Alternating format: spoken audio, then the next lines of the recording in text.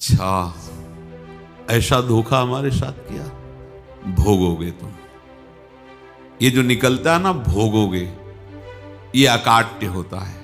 क्योंकि किसी का भी हृदय, मान लो किसी भी जीव जंतु को आप कष्ट दें और उसका हृदय आह भर जाए, तो वो आह वज्र की लेखे तुम्हें भोगना पड़ेगा। वो आह किसी की ना लेना जिंदगी। कोई ऐसा कोई आह भर करके कह दिया तुम समर्थ हो, हम तो कुछ कर नहीं सकते, वो अंदर से दुखी, फिर तुम्हारी सामर्थ्य काम नहीं करेगी, मिट्टी में मिला देगी। ऐसा नहीं कि आप जो कर रहे हैं कोई देख नहीं रहा, कोई हिसाब किताब नहीं, जो कर रहे हैं अवश्य में भोक्तव्यम। बहुत सावधान। जीव स्वयं नित्य निरंतर कर्मों के जाल को रच रहा है और अपने आप को बांध रहा है। आपको मुक्त होना है, बंधना नहीं है। जीव का जन्म कर्मों के अनुबंध से होता है, कर्मों के बंधन से होता है, और उसको अपना ऋण चुकाना होता है। कर्मानुबंध ये बहुत सूक्ष्म विषय है। जैसे आप जिस परिवार में जन्म लिए हैं, तो उस परिवार के लोगों से आपका ऋण है, इसलिए उसी परिवार में आप आए हैं। और ऋणानुबंध उसको बिना चुकाए या बिना वसूल किए आप वहां से जाएंगे नहीं। आपको लेना है तो वसूल करना है, और देना है तो चुकाना है। ये पूर्व के जन्मों से निश्चित किया गया है। जैसे किसी के यहां पुत्र हुआ, जन्म से ही पैसा खर्चा शुरू हुआ, जो बड़ा हुआ तो उद्दंडता के द्वारा मार पूरे परिवार को क्लेश पर क्लेश देता चला जा रहा है। ये तुम्हारे कर्म का फल है। या ऐसे शक्तिहीन बुद्धिहीन ऐसे पागल पूरे जीवन सेवा करो, तुमसे अपना हिसाब चुकाने के लिए वो आया है। अब परिवार के जो सदस्य जुड़े आके, मतलब पत्नी आते ही पूरी हृदय में आनंद, परिवार में आनंद, और जीवन भर वो आनंद ही सुख देने के लिए उसका जन्म हुआ। वो अपना ऋणानुबंध मुक्त, और आते ही भयंकर क्लेश खड़ा कर दिया, बीच में दीवाल और झगड़ा वैसा, फिर अतरे दिन मारपीट शुरू, कलह अशांति, पूरा जीवन नरक हिसाब करने आए। यहां ऋण चुकाए बिना कोई जा नहीं सकता, ऋण चुकाना पड़ेगा। किसी का ऋण वसूल करना है तो किसी को ऋण चुकाना है, दोनों काम करने होते हैं। अनेक जन्मों में अनेक लोगों के साथ हमने जो बर्ताव किए हैं, अच्छे या बुरे, वो होंगे। अब किसी आदमी को हम जानते नहीं, अचानक मिला, अचानक टक्कर लगा और मार पीट गाली गुप्ता सब कर दिया, चुपचाप सह लो। क्यों? ये आपका हिसाब है, पूर्व का हिसाब। हमारा उससे कोई द्वेष नहीं, कोई संकल्प नहीं। अचानक घटना घटी और हमसे द्वेष करने लगा, हमें पीटने लगा, हमें गालियां दे, ये हिसाब है, चुपचाप सह जाओ। अपने घर का भाई ही भारी दुश्मन बन गया और क्लेश हिसाब है।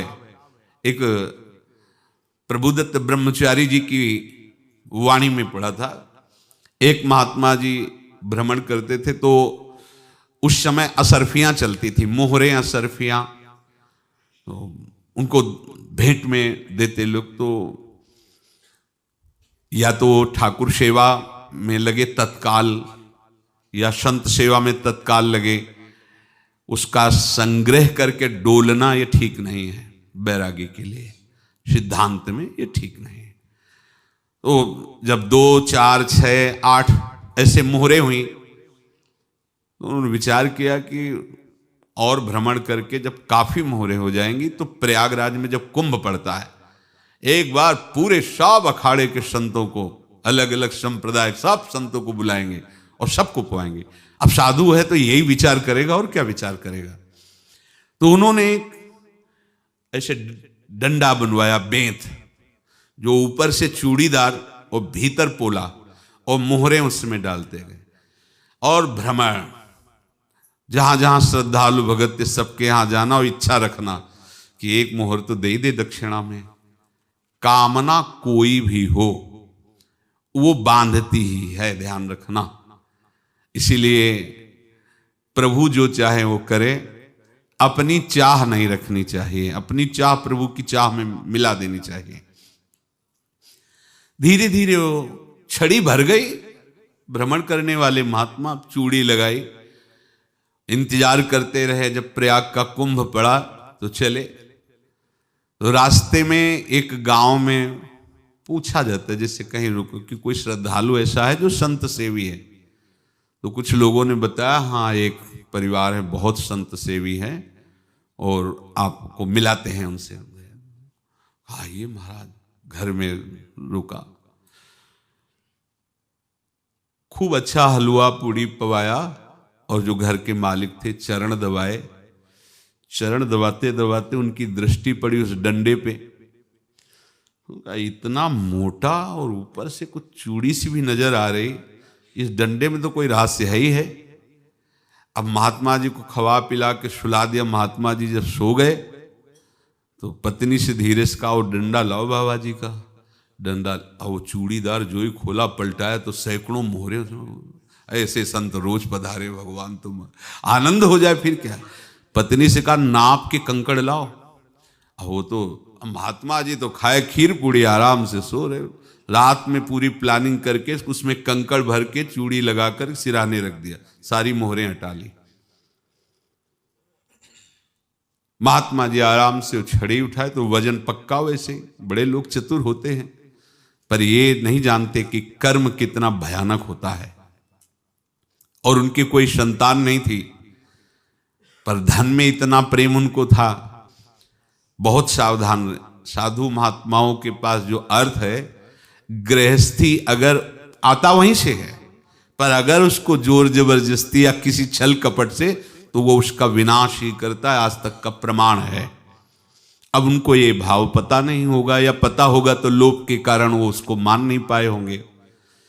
महात्मा जी गए प्रयाग में, किसी अखाड़े पर रुके और वहां प्रार्थना की कि कल जो है संपूर्ण अखाड़ों का निमंत्रण किया जाए और सब संतों को भोग पवाया जाए और उनको दक्षिणा भी दी जाए। महंत ने सोचा कि बहुत बड़ा है तो उत्सव है, क्योंकि प्रयाग में कितने हजारों संत महात्मा सब।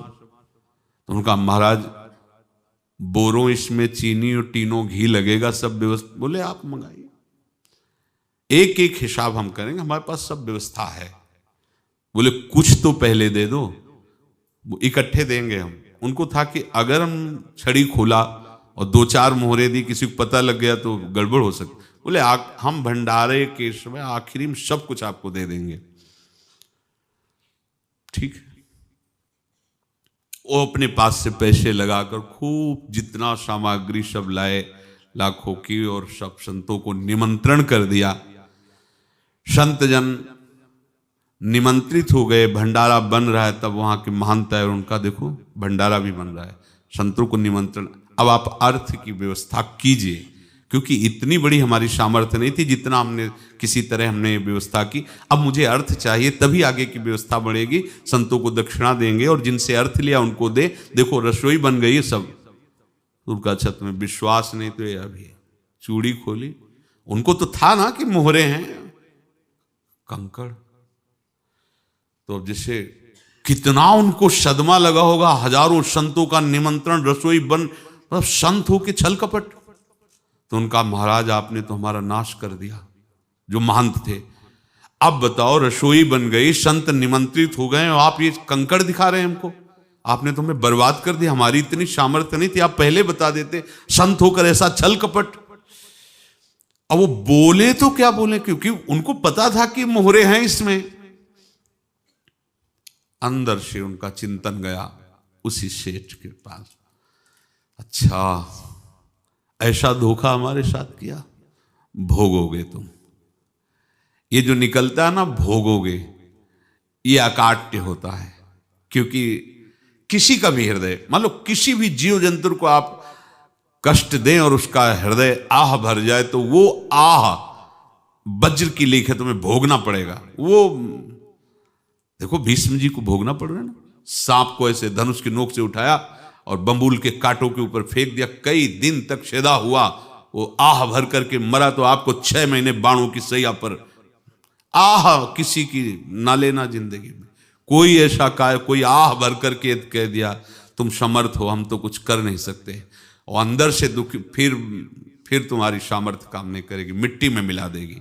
फिर ये तो संत थे और भगवत आराधना के लिए, संत आराधना के लिए ही ऐसा किए हुए थे। अब इनका कैसे मुंह दिखाएं, अब क्या करें। सुबह संत जन आएंगे, सबके बीच में हमारी कि देखो इन्होंने, अब क्या करें।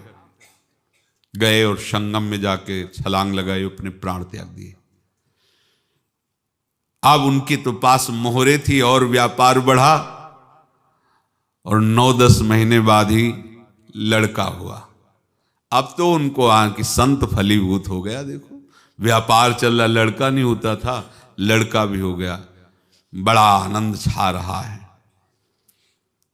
जब से वो प्रकट हुए और धन की वृद्धि शुरू हो गई, पढ़ाई लिखाई में उनके खर्चा हुआ सब, बस बीमारी शुरू हो गई उनके शरीर में। अब उसमें पैसा जाना शुरू हुआ। इतने आसक्त तो वो दोनों हो गए कि कुछ भी हो, व्यापार ठप, संपत्ति बेचना शुरू। तो उन्होंने कहा कि बेटा मैं क्या कर सकता हूं तुम्हारे लिए। बोले हमारी अंतिम इच्छा है प्रयाग चलो, और जितने प्रयाग में संत महात्मा सबको एक बार भंडारा करवाओ, हमारी इच्छा अंतिम है। क्योंकि अंतिम यही इच्छा थी। बोले अब ज्यादा संपत्ति तो नहीं रह गई। तो बोले घर बेच दो, मेरे लिए ही तो है, बेच दो। मुझे लगता मैं बचूंगा नहीं, पर मेरी अंतिम इच्छा पूर्ण कर दो। घर बेच दिया, जेवर बेच दी। वहां गए, जब संत सेवा की तो बोले मुझे संगम तक ले चलो। संगम तक ले गए और बोले समझे तुम चुराए थे और हमने उसको छीना है, कुछ नहीं रह गया तेरे पास कुछ, अब केवल ममता और आसक्ति में जलकर मर और नरक प्राप्त कर। मैं वही महात्मा हूं जिसकी तूने मोहरे ली थी, शरीर छोड़ दिया। महात्मा को जन्म लेना पड़ा और इनको दुर्गति भोगनी पड़ी। ऋणानुबंध, होश में। ऐसा नहीं कि आप जो कर रहे हैं कोई देख नहीं रहा, कोई हिसाब किताब नहीं, जो कर रहे हैं अवश्य में भोक्तव्यम। बहुत सावधान। अनेक जन्मों में अनेक लोगों से जो कुछ लिया दिया है, इस लेने देने को मिटा देने के बाद ही तुम मुक्त हो गए। इसीलिए एक उपाय है, लेना न देना मगन रहना। क्या? मालिक को समर्पित हो जाओ, मालिक को अपना माना हुआ समर्पित कर दो, खत्म। अहम त्वाम स्वरूपापेभ्यो मोक्षयिष्यामि, सब खत्म। आगे पीछे लेना देना सब खत्म। एकादश स्कंद में भगवान श्री कृष्णचंद्र जी ने कहा जो मेरे चरणों का आश्रय लेकर भक्त मेरा भक्ति करता है, उसके पितृ ऋण, मातृ ऋण, देव ऋण, ऋषि ऋण, सब ऋणों से मैं मुक्त कर देता हूं। बस यही एक उपाय है जो इसके बंद करने का उपाय भक्तों के लिए है। वो यही है, भगवान की शरण में होकर अपना माना हुआ पूरा भगवान के अर्पित कर दो। अर्पित करने का तात्पर्य उसमें अहम हटा दो। तो दियम वस्तु गोविंदम तुभ्यमेव समर्पये। जिनसे तुमने सेवा करवाई है उनकी सेवा करनी पड़ेगी। जिनसे तुमने जो कुछ लिया है उनको देना पड़ेगा। ये लेने देने का व्यापार जब तक समाप्त नहीं होगा तब तक तुम्हारा जन्म मरण चलता रहेगा। अब आपको यहां समझना है, यदि आपसे किसी ने पैसे लिए बेईमानी करके नहीं दे रहा है तो आप उसको गाली मत दीजिए। आपने बेईमानी की थी इसलिए आपकी बेईमानी हुई है, ले गया, कोई बात नहीं है, बंधन से मुक्त हुए। जो बोझा था चला गया। उसको ऐसा ना देखे कि ये बेईमान हमारे रुपए मार लिए, अब जो कुछ होगा देखेंगे। अगर आप आगे नया कुछ करते हैं तो फिर आगे का हिसाब आपको भोगना पड़ेगा, ध्यान रखना। ऐसा नहीं है कि आपको भोगना नहीं पड़ेगा। एक ही उपाय है कि अब जो शरीर धारण किए इसी में जो भोग ले, आगे ना होना चाहिए। तो क्या करे? सर्वतो भावेन भगवान की शरण ले ले। ये तो सर्वाणि कर्माणि मयि सन्न्यस्य मत्पराहा अनन्येनैव योगेन माम ध्यायन्तु उपासते तेषामहं समुद्धर्ता मृत्यु संसार से। ये बड़ा कठिन है पार होना, कोई छोटी मोटी बात है। एक महात्मा बाल्यावस्था से भजन करते थे, शालिग्राम भगवान पास रखते थे और उन्हीं की आराधना करके बस पाठ, नाम, जप और भ्रमण करते थे। यौवन अवस्था थी, गंगा जी के किनारे अपने ठाकुर को विराजमान करके स्नान करने के लिए कपड़ा ही उतार रहे थे कि 90 लोग आ गए, भाला तलवार सब लेकर, मारो मारो इसको मारो, घेर लिया। तो उन्होंने हाथ जोड़कर कहा हमने क्या अपराध किया, कोई सुन ही नहीं रहा। तो उन्होंने कहा मार तो डालोगे ही आप 90 लोग, हम कोई अस्त्र शस्त्र तो लिए नहीं, एक बार हमें गंगा में डुबकी लगा देने दो और अपने ठाकुर को स्नान करा देने दो, फिर इसके बाद आप मार देना। भगवत इच्छा से वो लोग रुक गए, स्नान किया और अंदर से प्रार्थना की, प्रभु ये क्या लीला है आपकी, आपके सिवा मेरा कोई है नहीं और ये मुझे मारना चाहते हैं।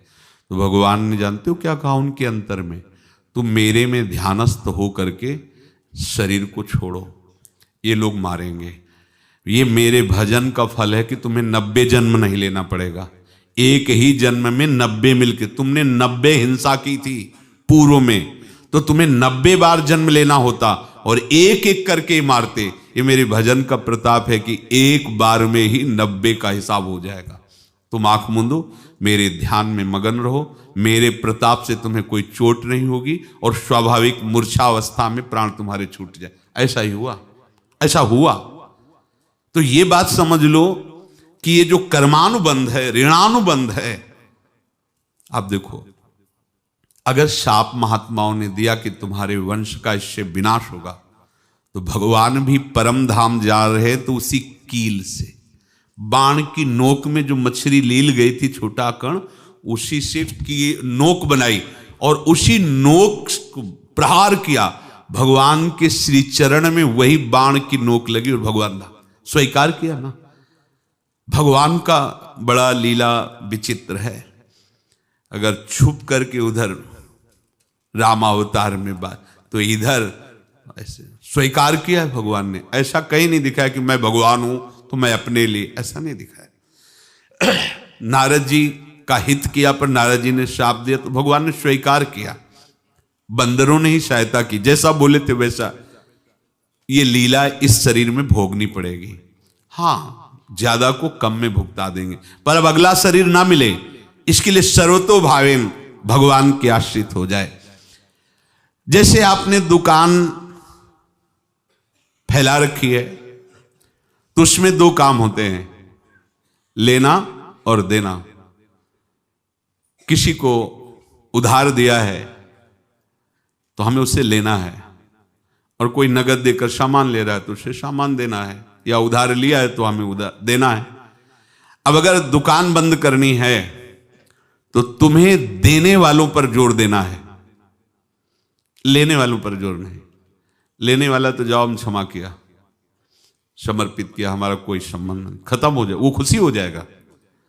लेकिन देने वाला तुम अगर दुकान भी उठा दोगे तो जहां भी रहोगे तुम्हारे पास वो आएगा, लाइए हमारा।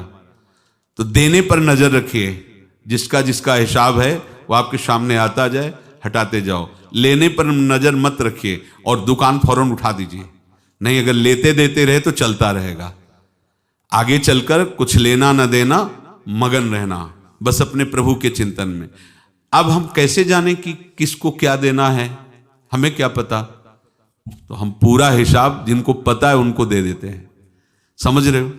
उनको पता है क्या लेना है क्या देना है, तो इनके पास पहुंच गए, सरकारी हिसाब से सब बराबर कर देंगे। हमको अपनी जिम्मेवारी इनकी चरणों में समर्पित कर देना है, तभी हम जीवन मुक्त होंगे। ये रहस्य की बात है। प्रभु कह रहे हैं, यस्य सर्वे समारंभाः काम संकल्प वर्जिताः ज्ञानाग्नि दग्ध कर्माणं तमाहु पंडितम बुधाः। जिसके संपूर्ण कर्मों के आरंभ संकल्प और कामना से रहित हैं, तथा जिसके संपूर्ण कर्म ज्ञान रूपी अग्नि से जल गए हैं, उसको ज्ञानी जन भी पंडित कहते हैं, बुद्धिमान कहते हैं। पूज्य श्री भाई जी महाराज कह रहे हैं, जैसे वहां ज्ञानाग्नि से दग्ध कह रहे हैं, तो अपने वृंदावन वासियों का प्रेमाग्नि से सब कर्म संस्कार दग्ध होते हैं। जिस समय आपके हृदय में भगवत प्रेम का प्रादुर्भाव होगा तो लेश मात्र कभी तुम्हें दुख नहीं भोगना पड़ेगा। प्रेम का प्रादुर्भाव होते ही दुख का नाश हो जाता है, महासुख। जब प्रेम का प्रादुर्भाव होगा तो समस्त पाप भस्म हो जाते हैं, अशांति नष्ट हो जाती है, संसार ज्वाला स्पर्श भी नहीं कर सकती है। जब भगवत प्रेम का प्रादुर्भाव होता है तो हो सकता है उस उपासक के जीवन में दुखों का पहाड़ टूट पड़े, परिवार खिलाफ, शरीर रोगी, अव्यवस्था, बहुत बहुत कुछ, सब कुछ। कह रहे हैं इतना सब होने पर भी उसके हृदय में कोई भी दुख नहीं होता।